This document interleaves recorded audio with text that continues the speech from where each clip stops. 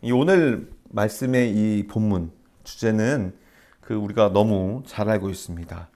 정말 어린 아이부터 노년에 이르기까지 말 그대로 교회의 이 문턱을 한번 넘어본 사람이라면 또 최소 1월 달쯤 올해는 성경을 일독해봐야지 하면서 가장 처음 피는 그 창세기에 나와 있는 굳이 멀리 가지 않아도 창세기 7번째 장에 나오는 이야기로 노아의 홍수에 관한 이야기입니다. 심지어 할리우드 영화에서도 이것을 풍자하거나 직접적으로 영화화하여서 사람들에게 많이 익숙한 본문이기도 합니다. 하나님께서 노아에 향한 계획이 있으셨습니다. 사실은 하나님과 노아의 관계 속에서 하나님은 노아를 어떻게 바라보시냐면 오늘 본문 말씀 1절에 의로운 사람이라고 말씀하고 계십니다. 그런데 그 전에 하나님께서 6장, 창세기 6장에서 이 하나님께서 창조한 이 세상의 모습이 하나님 보시기에 너무 악한 것, 너무 악한 것으로만 가득 차 있다는 것을 발견하셨습니다. 그래서 성경에 우리 사람의 마음을 표현하기를, 사람의 마음처럼 표현하기를 하나님께서 여호와께서 땅 사람 만드신 것을 보시며 후회하시고 마음을 아파하셨다는 구절이 6장 6절에 나옵니다. 그래서 하나님의 또 다른 계획이 시작이 됩니다. 저는 하나님께서 사람들이 악한 것을 보고 없던 계획을 만들었다고 보지는 않습니다. 하나님은 이 세상의 시작과 이 세상의 마지막에도 동일하게 계실 뿐 아니라 하나님의 그 지식의 깊이와 하나님의 계획이 무언가에서 바뀌는 분이 아니시고 우리의 지성과 이성으로는 그것을 다 가늠할 수 없기 때문에 마치 하나님은 알고도 이런 것을 하신 것인가라고 의문을 품는다는 것은 하나님의 놀라우심 앞에 어떻게 보면은 우리의 이 미미한 지식과 이성으로 도전하는 생각처럼 비춰질 것 같습니다. 그래서 저는 심플하게 하나님은 계획대로 이것을 하고 계신다라고 말씀드리고 싶어요. 그리고 하나님은 사람들의 악행을 이미 알고 계셨다는 겁니다. 지켜보셨을 거예요. 하지만 하나님은 기다렸던 것 같아요. 수많은 인류들이 삶을 살아가는 그 시간들 속에서 이들이 나의 백성의 후예들이 내가 세상을 창조한 이곳에서 나를 바라보며 거룩하게 살기를 바랬는데 그러지 못한 것이죠. 그래서 하나님은 직접적인 죄를 짓지 않는 이 땅의 동물들마저도 다 새로 시작하겠다라는 계획을 하신 것 같습니다.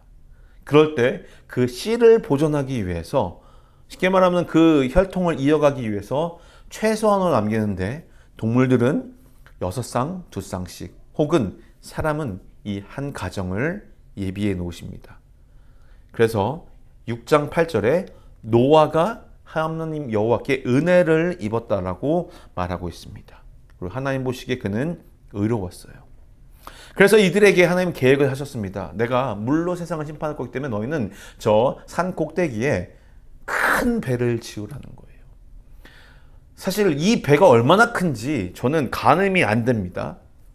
많은 학자들이 이 성경에 나오는 이 사이즈를 가지고 방주 모형을 만들어서 미국이나 전 세계에 방주 박물관, 파크, 공원들을 만들어서 성경을 실사화한 것을 보고 있는데 저는 잘 모르겠어요. 왜냐하면은 과연 이 땅의 모든 종들의 동물들이 그 배 안에 다 들어갈 수 있었을까? 그리고 하늘에 나는 새들도 들어갔거든요. 과연 그곳에서 들어가서 살기 위해서는 식량, 다양한 일들이 필요했을 텐데 과연 거기 다 들어갔을까? 저는 그 부분을 제가 하나님이 이해하는 그 신비의 세계, 미지의 세계로 놔두고 싶습니다.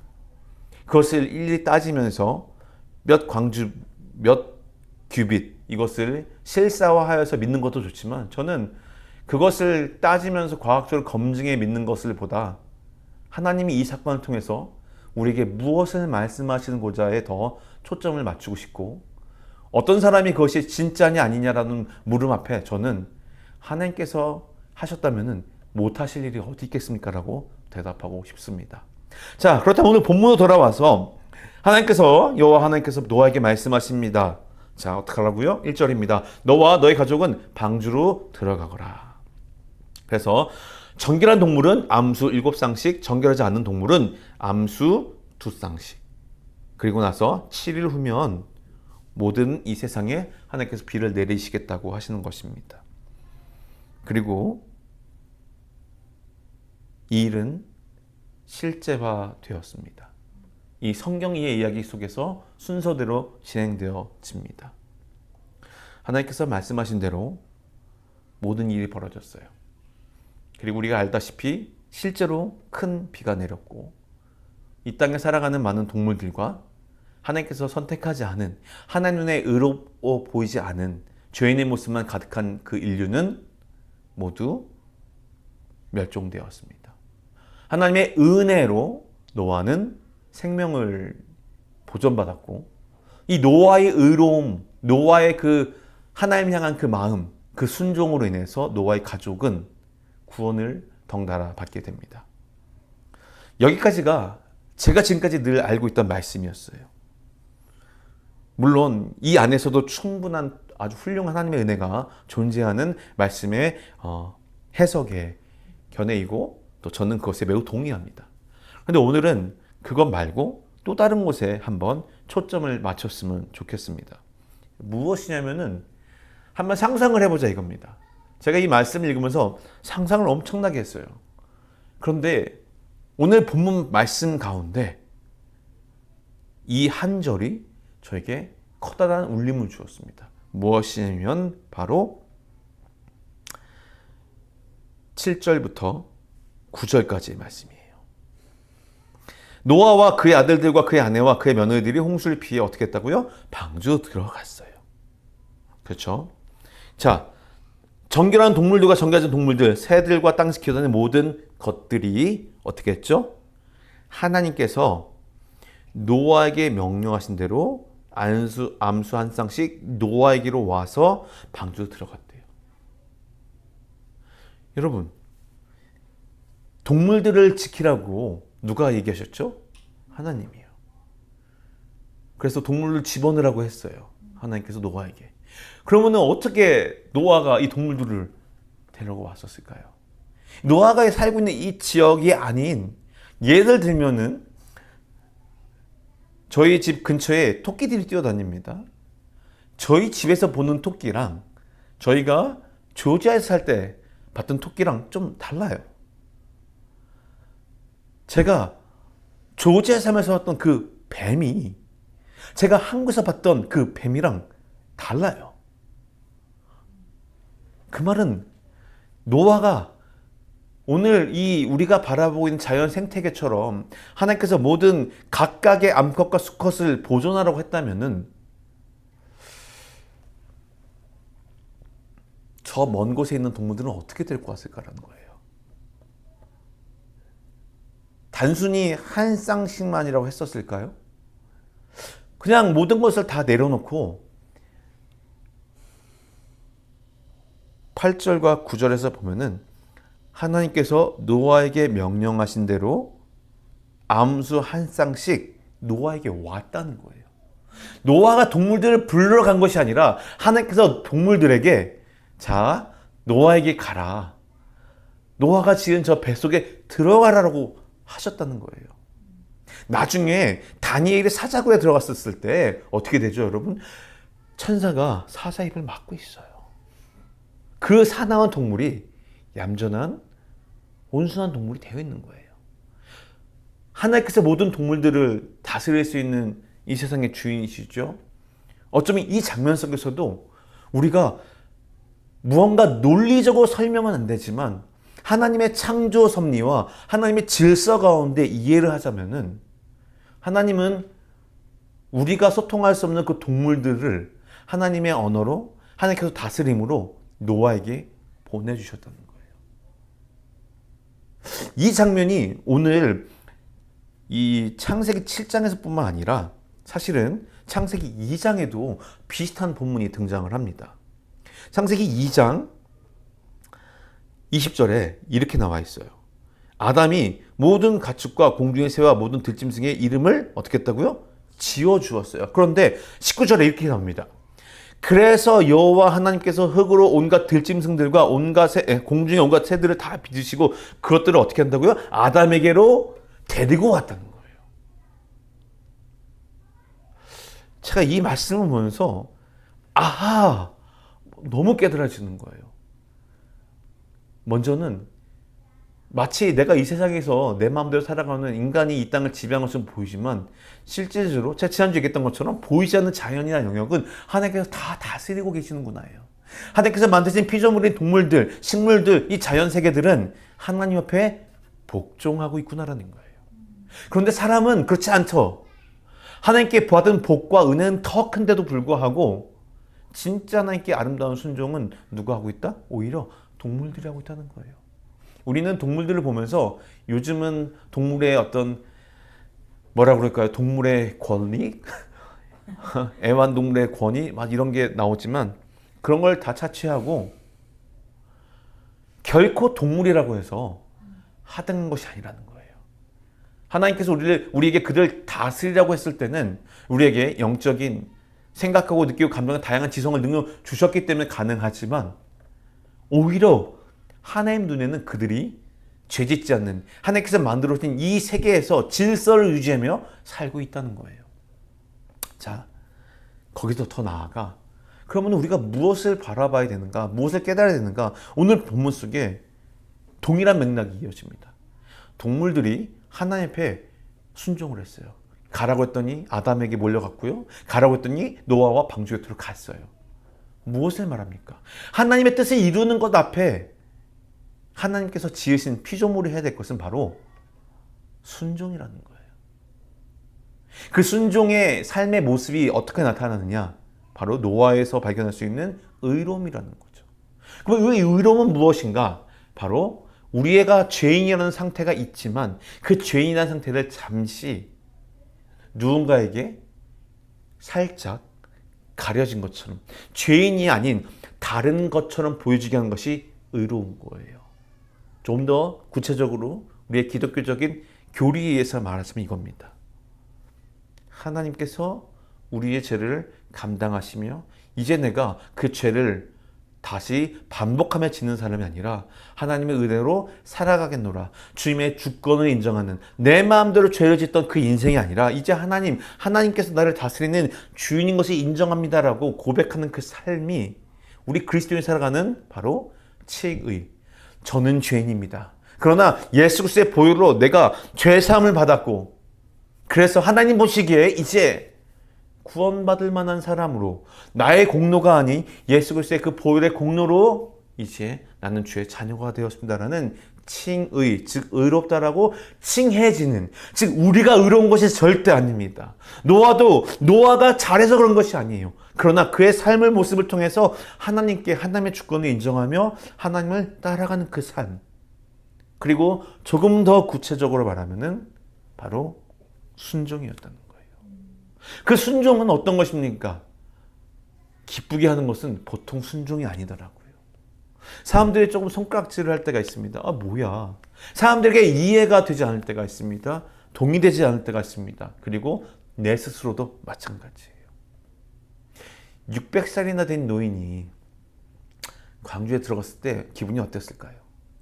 진짜 비가 오지 않으면 어떨까라는 그 물음표를 한 방이라도 갖지 않았을까요?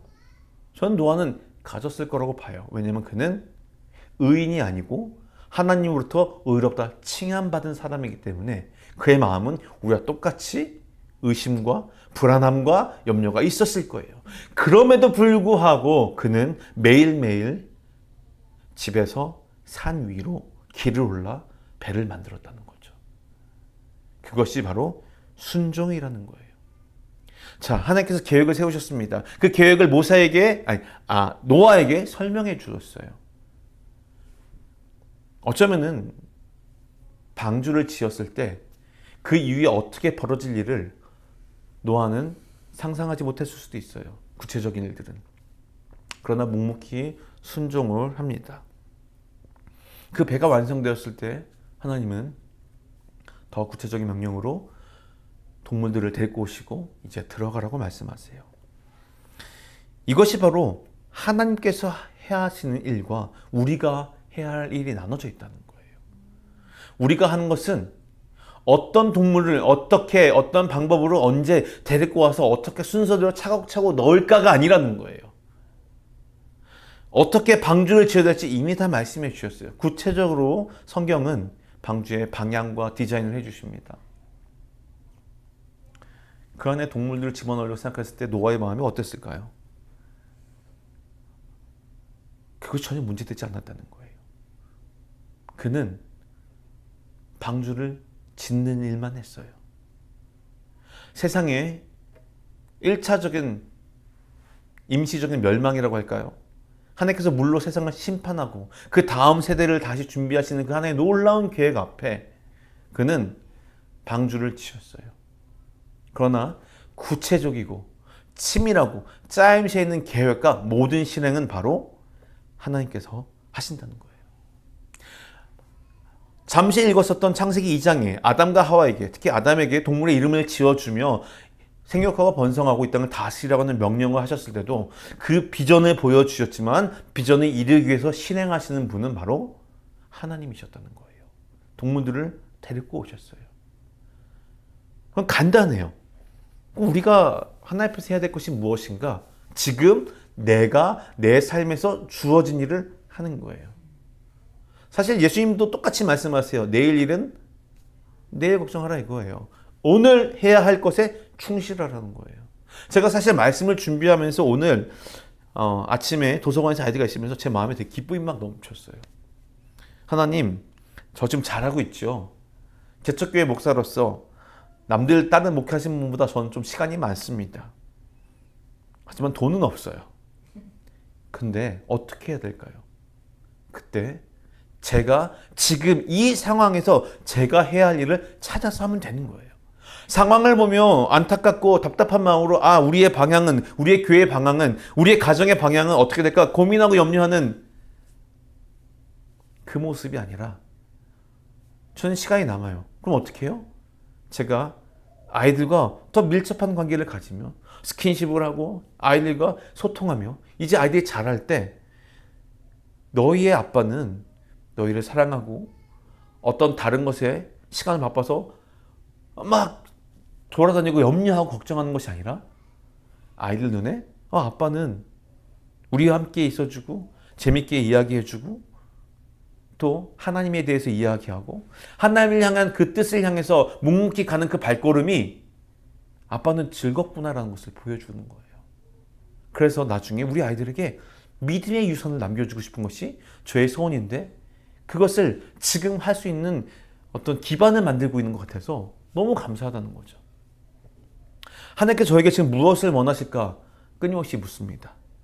그런데 제가 해야 될 것은 노아처럼 방주를 짓는 거예요.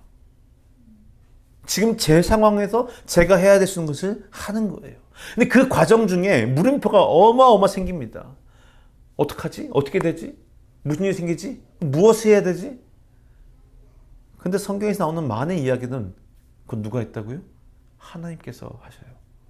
우리가 잘 알고 있는 여리고성이 무너진 성을 그 장면을 기억해 보면은 무엇을 합니까? 사람들이 성을 때리거나 두드리거나 하지 않았어요. 그러나 무너졌어요. 하나님 그들에게 여리고성을 도르라고 하셨어요. 그들에게 주어진 그 일만 했어요. 그랬더니 된 거예요. 다윗이 골리앗을 죽일 때 어떻게 했습니까?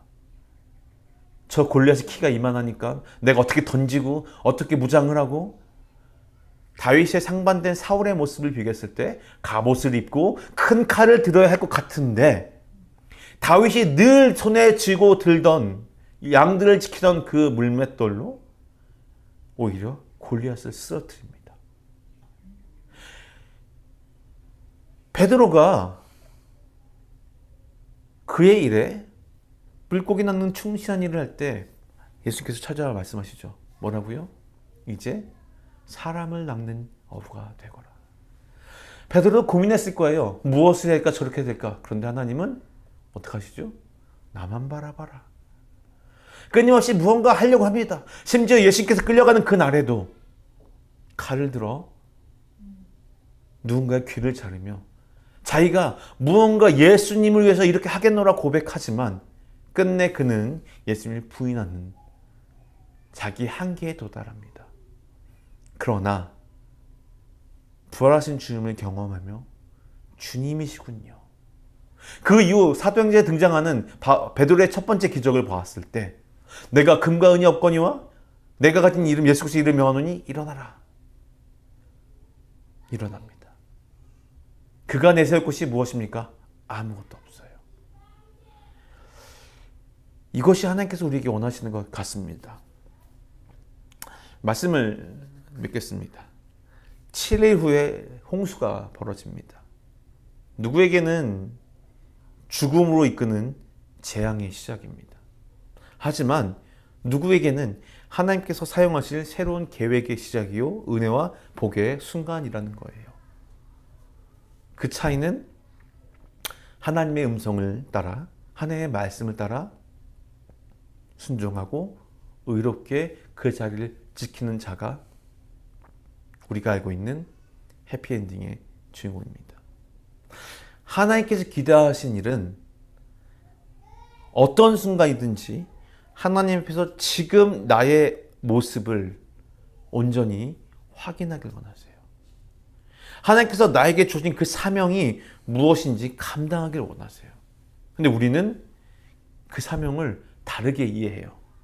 뭔가 다른 거라고 생각을 하는 거예요. 하나님께서 주어진 사명은요, 바로 지금 우리가 있는 그 자리에서 하나님을 끝까지 믿고 신뢰하는 거예요. 우리가 모든 것을 다 잘 필요가 없습니다.